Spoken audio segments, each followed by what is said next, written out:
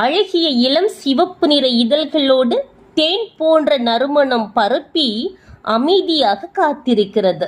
மரணத்தின் வாசலில் இருப்பதை அறியாத பூச்சிகள் நறுமணத்தில் மயங்கி செடியின் இலைகளில் கால் வைக்கும் போது செடி சட்டென தன் இதழ்களை மூடி அவற்றை தின்னும்.